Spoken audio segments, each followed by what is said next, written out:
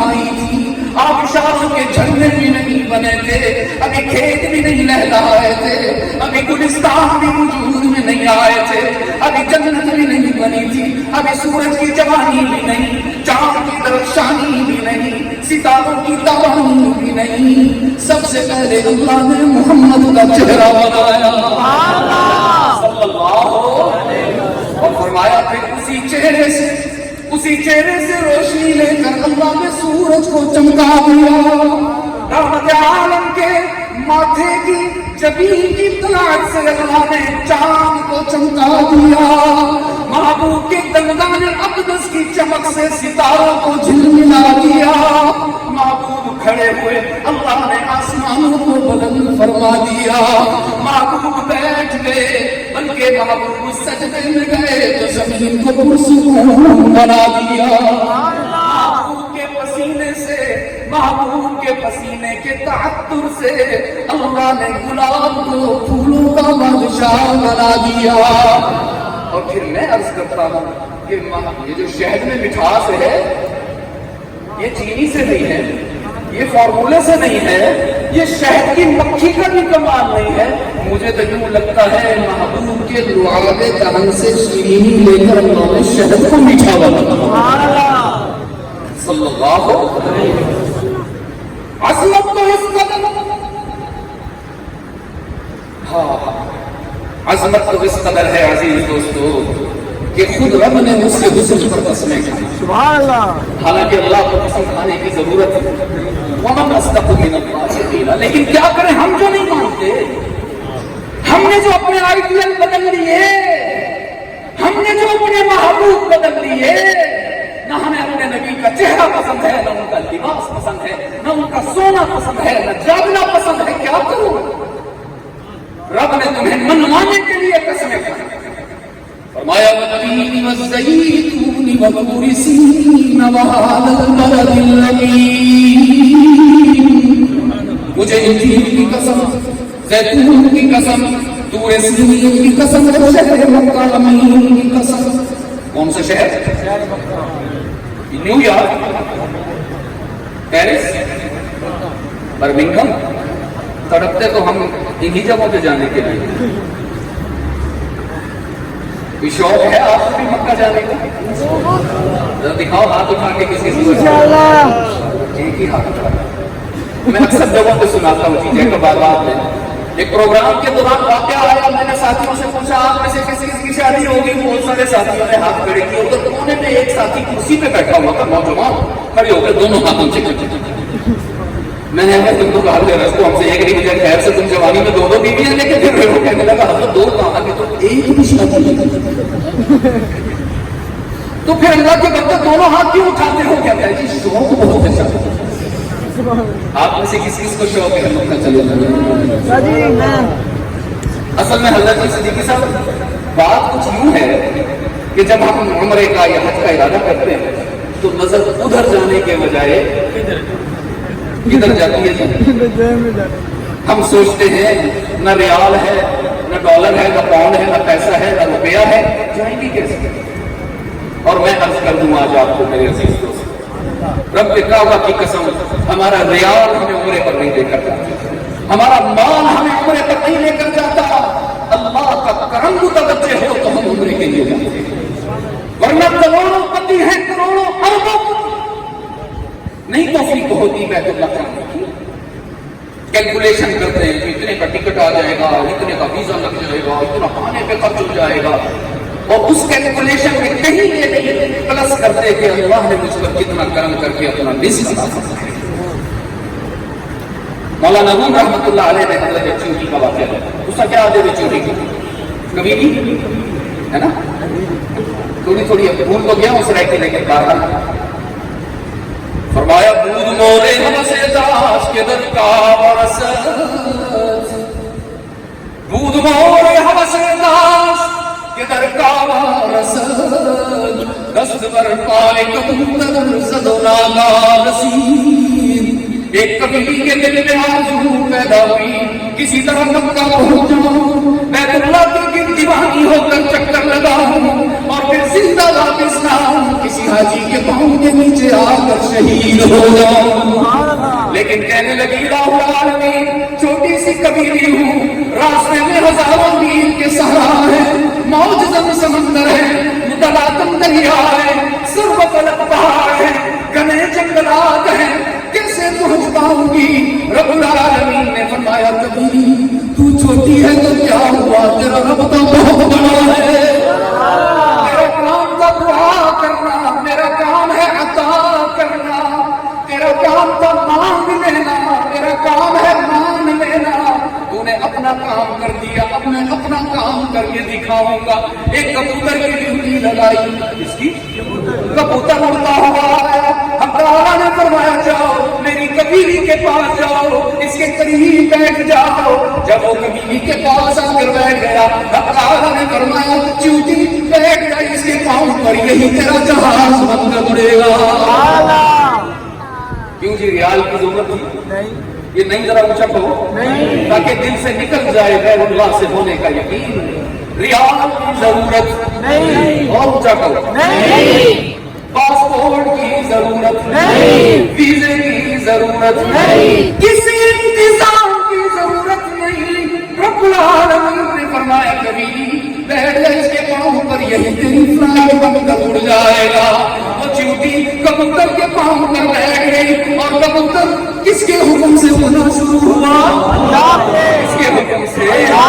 جتنا وہ عظیم ہے آواز بھی بلند ہونی چاہیے. اللہ کے حکم سے محو پرواز ہو گیا. اڑتے اڑتے پہاڑوں کو بھی سر کیا, جنگلات سے گزر گیا, سمندروں کو عبور کیا, صحراؤں سے گزر گیا, چشمے زدن میں سیدھا مکہ پہنچ گیا, بیت اللہ کی چھت پر بیٹھ گیا. اب تعالیٰ نے فرمایا کبھی چھوڑ دے اس کا پاؤں, تیری دعا قبول ہو گئی. دعا کے بغیر کام نہیں ہوتا, اور ہم دعاؤں میں ہی مار کھا گئے. ہم دعائیں پڑھتے ہیں, مانگتے ہیں. مانگنا سیکھنا ہو تو اپنے گھر میں موجود چھوٹے بچے کو دیکھا کرو, وہ کیسے مانگتا ہے. رب العالمین نے فرمایا مجھے انجیل کی قسم, زیتون کی قسم, طور سین کی قسم, شہر مکہ کی قسم. کون سا شہر؟ میں نے کہا الہ العالمین مکہ کی قسم کیوں کھا رہے ہیں؟ اچھا اس لیے کہ وہاں بیت اللہ ہے, وہاں صفا مروہ ہے, وہاں مقام ابراہیم ہے, وہاں ملتزم ہے, حجر اسود ہے, غار ثور ہے, غار حرا ہے, جنت المعلا ہے. شاید اس لیے رب العالمین نے فرمایا مکہ کی قسم بیت اللہ کی وجہ سے نہیں, صفا مروہ کی وجہ سے نہیں, زمزم کے چشمہ کی وجہ سے نہیں, مقام ابراہیم کی وجہ سے نہیں, تو پھر یا اللہ کیوں؟ رب نے فرمایا میں جب عرش بری سے مکہ کی زمین پر نظر ڈالتا ہوں تو مجھے مکہ کی گلیوں میں محمد صلی اللہ اتنا عظیم بنایا اللہ نے, اتنا عظیم بنایا کہ اللہ کے بعد کائنات میں سب سے بلند مقام ہے محمد مصطفیٰ صلی اللہ علیہ وسلم.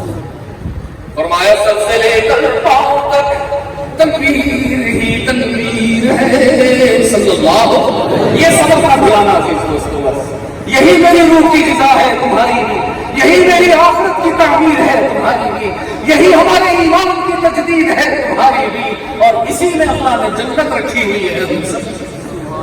سر سے لے کر پاؤں تک تنویر ہی تنویر ہے, جیسے منہ سے بولتا قرآن وہ تقریر ہے. سوچتی ہے دل میں دنیا مصطفیٰ کو دیکھ کر, کیسا ہوگا وہ تصویر جس کی یہ تصویر ہے, جس کو اللہ نے اتنا خوبصورت بنایا. ام المؤمنین مختومۃ المسلمین, حبیبہ حبیب خدا, صدیقہ بنت صدیق اکبر, مریم اسلام, عفیفہ کائنات رضی اللہ تعالی عنہا فرماتی ہیں اللہ نے ہمارے نبی کو کیسے بنایا.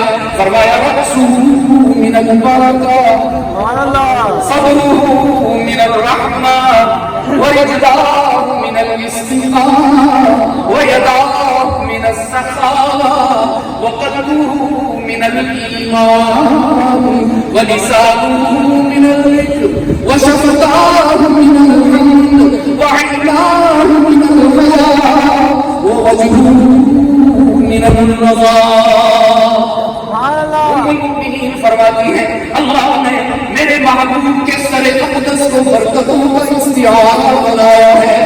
اللہ نے میرے محبوب کے سینے کو رحمتوں کا خزینہ بنایا ہے.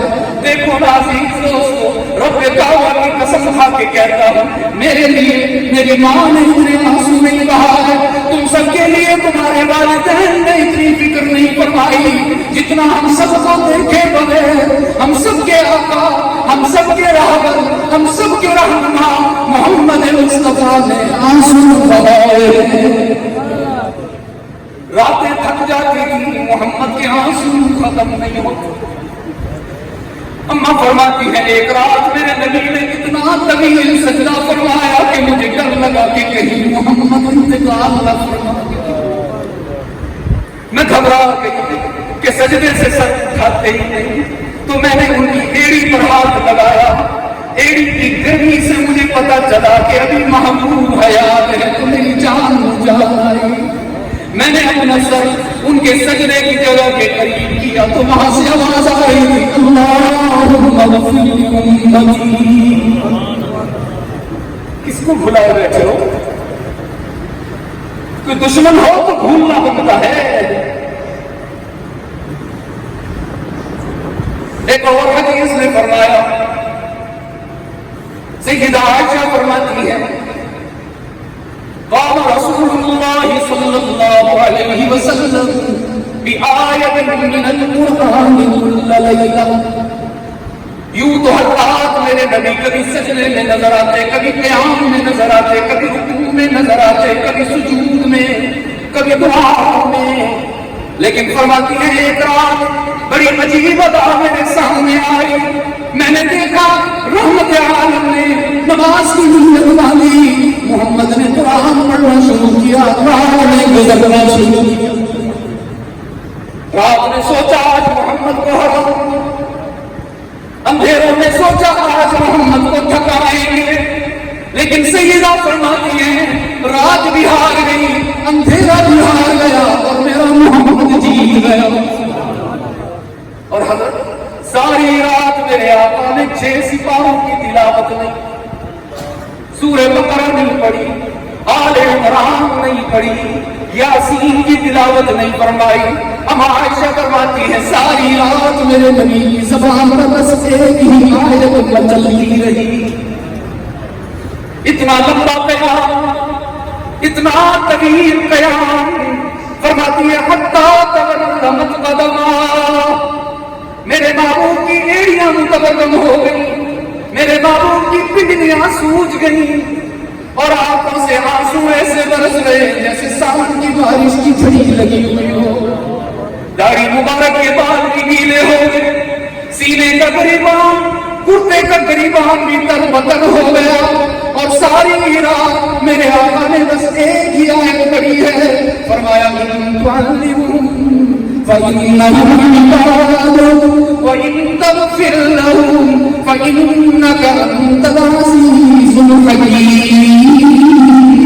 الہ العالمین، اگر تم میری امت کے گناہگاروں کو سزا دینے لگے، ان کے گناہوں کی وجہ سے جہنم میں بھیجنے لگے، تیرے اپنے بندے ہیں، تیری مخلوق ہے، تجھے کوئی نہیں پوچھ سکتا. لیکن الہ العالمین میں جو تیرا معمول ہو کر آنسو بہا، میں جو امام الانبیاء ہو کر ساری رات کھڑے ہو کر تجھے منا رہا ہوں، عاجزی، تواضع، انکسار کا اظہار کر رہا ہوں. اگر تم میری التجا قبول کر کے میری امت کے گناہگاروں کو جہنم سے بچا کر جنت میں لے جائے تو بھی تجھ سے پوچھنے والا نہیں. کیسے نبی کو ہم چھوڑے بیٹھے ہیں؟ وہ میرے عزیز دوستو، نبی کو دھوکہ نہ دو، ناکام ہو.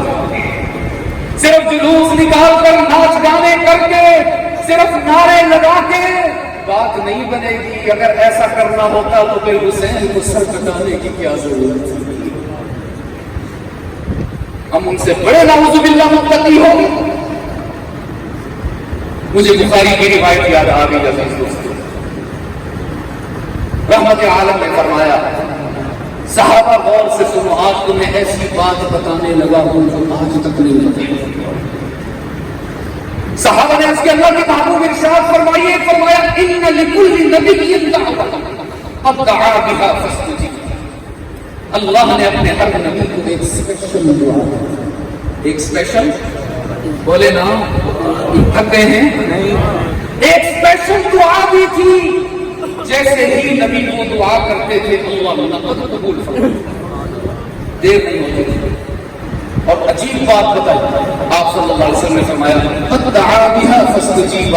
ہر نبی اور رسول نے اپنی اپنی اسپیشل دعا استعمال کر لی اور اللہ نے قبول بھی. صحابہ نے عرض کیا اللہ کے محبوب ہمیں نہیں پتا اس اسپیشل دعا سے آدم نے کیا مانگا، نوح نے کیا مانگا، ابراہیم نے کیا مانگا، اسماعیل نے کیا مانگا، موسیٰ نے کیا مانگا، عیسیٰ نے کیا مانگا. ہم تو یہ جاننا چاہتے ہیں اس اسپیشل دعا سے محمد مصطفیٰ نے کیا مانگا. رحمت عالم کی آنکھوں میں آنسو آئے تھے اور فرمایا میرے صحابہ میری امت کو بتا دینا میں نے وہ دعا ابھی تک سنبھال کے رکھی ہے، استعمال نہیں. صحابہ نے اس کے اللہ کے محبوب کیوں نہیں کی؟ کیا آپ کی زندگی میں کوئی ایسا موقع نہ آیا کہ آج وہ دعا استعمال کر کے اللہ سے منوا لو؟ رحمت عالم نے فرمایا میری زندگی کی کتاب کا ہر وقت تمہارے سامنے کھلا ہے.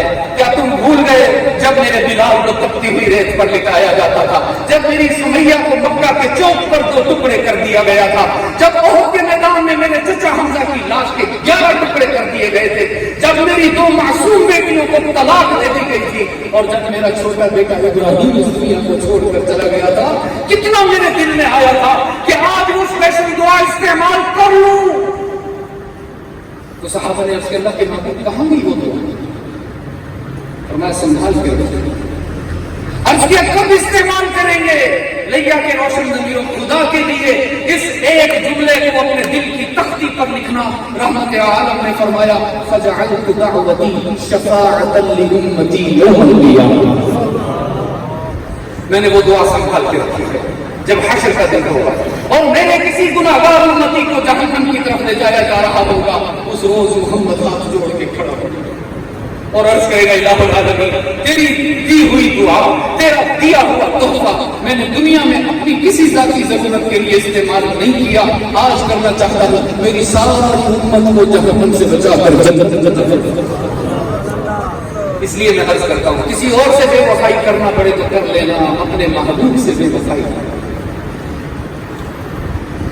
میرے عزیز دوستوں میں عرض یہ کر رہا تھا کہ توحید اللہ کی نظر میں اتنی اہم ہے کہ اپنے محبوب جس کو امام الانبیاء بنا کر بھیجا ان کے لیے بھی رعایت نہیں رکھی. اس لیے پھر آپ بھی آہستہ جواب نہیں دیں گے. رب العالمین نے فرمایا قضى ربك ألا تعبدوا إلا إياه. ضابطہ بن گیا، قانون بن گیا کہ اب تا قیامت کوئی اور معبود نہیں ہوگا، سب کا معبود کون؟ اللہ. ہم سب کا مسجود کون؟ اللہ. الغیوب کون؟ کارساز و دستگیر و حاجت روا اور مشکل کشا کون؟ اور یہی تو وہ عقیدہ ہے جو اللہ کے کرم سے ہمارے ماں باپ نے بچپن میں اپنی گود میں بٹھا کر ہمیں سمجھا دیا تھا. پتہ نہیں آپ لوگ اپنے بچوں کو بھی سمجھاتے ہو؟ میں عرض کیا کرتا ہوں یہ سارا ٹائم جو ہے نا اپنے بچوں کو موبائل کے حوالے نہ کرو عزیز دوستو. اور ادھر میری طرف دیکھیں، یہ میں آپ کے سامنے ہاتھ جوڑ کے کہتا ہوں، صرف اشارہ کرتا ہوں جن بچیوں کی ابھی شادیاں نہیں ہوئی ہیں ان کو اسمارٹ فون نہ لے لیں. میں ہاتھ جوڑ کے کہتا ہوں اور بس میرے اتنے کہنے کو کافی سمجھ. ہم دارالفتہ میں بیٹھنے والے لوگ ہیں، لوگ خون کے آنسو رو رہے ہیں ہمارے پاس. عقل مند انسان وہ ہوتا ہے جو دوسرے کو چھو کر کھاتا دیکھے تو خود سمجھ جائے. اپنے بچوں کو رات کو وقت دیا کرو، اگر دن دکان پہ گزرتا ہے، ملازمت میں گزرتا ہے، ان کو بٹھایا کرو. سے کہلوایا کرو اگر تمہیں بھی یاد ہو، لا الہ الا اللہ، لا الہ،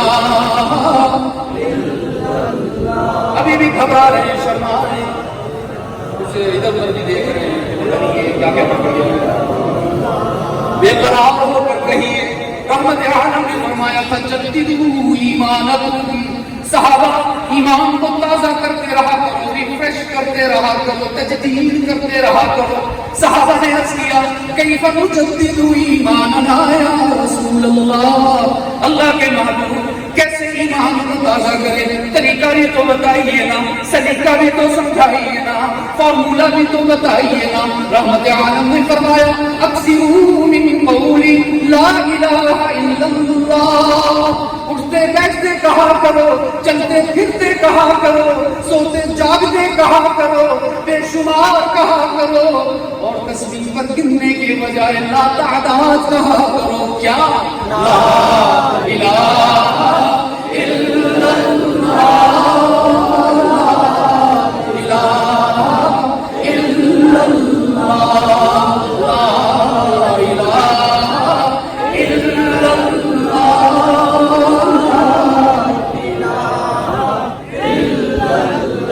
اور میں چاہتا ہوں اس کا ترجمہ بھی سیکھ لیجئے تاکہ اپنے بچوں کو، اپنے گھر والوں کو، اپنی بیٹیوں کو، اپنی بہنوں کو بھی یہ ترجمہ سکھانا۔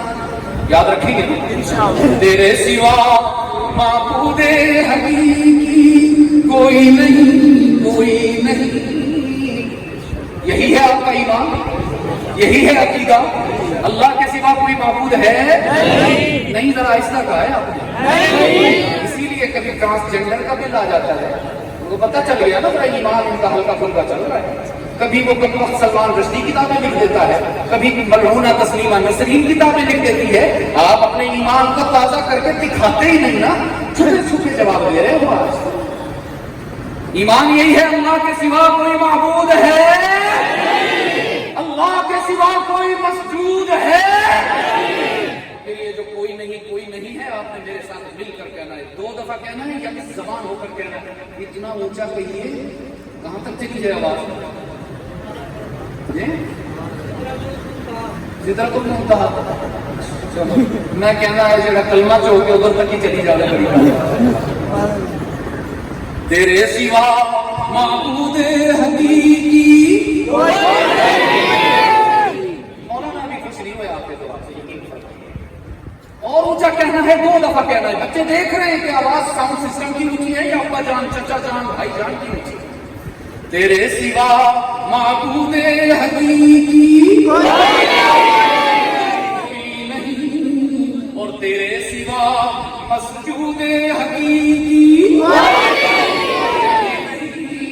تیرے سوا مقصود حقیقی، اور تیرے سوا مشہود حقیقی کوئی نہیں۔ اب تو رہے بس تادم آخر ورد زبان میرے الہ، لا الہ الا اللہ، لا الہ الا اللہ۔ یہ ہے اللہ کا پہلا حکم جس میں کوئی رعایت نہیں۔ یاد رکھنا تمہارے نبی نے آرڈر دے رکھا ہے، لا تشرک باللہ ان قتلت او حرقت او صلبت۔ کوئی تمہیں گولی کیوں نہ مار دے، کوئی تمہیں پھانسی کیوں نہ لٹکا دے، کوئی تمہارے جسم کے ٹکڑے کیوں نہ کر دے، کبھی اللہ کی عبادت میں، اس کی ذات میں، اس کی صفات میں، اس کی طاقت میں، اس کی قدرت میں کسی کو شریک نہ کرنا۔ یہ پہلا حکم، کوئی رعایت، کوئی نبی۔ اور اب آئیے، وقت نہیں ہے، میں دوسرے حکم کا صرف ترجمہ کروں گا، حضرت آپ کو تفصیل بتائیں گے انشاءاللہ۔ یہی اللہ نے بیان کیا دوسرا حکم، اور حفاظ علماء قراء مفتیان کرام جانتے ہیں اللہ نے دونوں حکموں کو جوڑ کے رکھا ہے، بیچ میں آیت کا نشان بھی نہیں، علامت وقت کی۔ پہلا حکم دوبارہ سن، رب العالمین نے فرمایا قضا ربک اللہ تعبدوا الا سائیا، یہ پہلا حکم۔ اور دوسرا سنو عزیز دوستو، رب نے فرمایا وَبِالْوَالِدَيْنِ إِحْسَانًا، حقوق اللہ میں اگر اللہ کی ذات میں کسی کو شریک بنایا تو معافی نہیں ملے گی، اور حقوق العباد میں اگر ماں باپ کا دل دکھایا تو بھی معافی نہیں ملے گی۔ میرے عزیز دوستو، آج کی ملاقات میں یہ دو حکم اللہ کے آپ کے سامنے رکھے ہیں، اس یقین کے ساتھ کہ انشاءاللہ مرتے دم تک اللہ کی وحدانیت میں کسی کو شریک نہیں کریں گے انشاءاللہ۔ وعدہ کرتے ہو؟ ہاتھ اٹھا کر وعدہ کیجیے کہ جان جاتی ہے تو جائے، اولاد قربان ہوتی ہے تو ہو جائے، مال جاتا ہے تو جائے، لیکن رب کعبہ کی قسم مرتے مر جائیں گے اللہ کی وحدانیت میں کسی کو شریک نہیں ٹھہرائیں گے انشاءاللہ۔ اور دوسرا وعدہ آپ سے لے رہا ہوں، کبھی اپنے والدین کا دل نہ دکھانا، میرے نوجوانوں خدا کے لیے ان کا دل نہ دکھانا، ان کی سخت بات کو بھی اپنے لیے نصیحت سمجھ کے دوبارہ کر لینا۔ ہاں اگر وہ کوئی غیر شرعی حکم دے تو پھر علماء کے پاس آ جانا، بے ادبی کرنے کی پھر بھی اجازت نہیں ہے۔ اللہ آپ سب کا حامی و ناصر ہو۔ بہت محبت دی آپ نے، بہت احترام دیا آپ نے، بہت عزت دی آپ نے، میں آپ سب کا شکر گزار ہوں۔ اس دعا کے ساتھ اللہ میری حاضری بھی قبول فرمایا، آپ کی حاضری بھی قبول فرمایا۔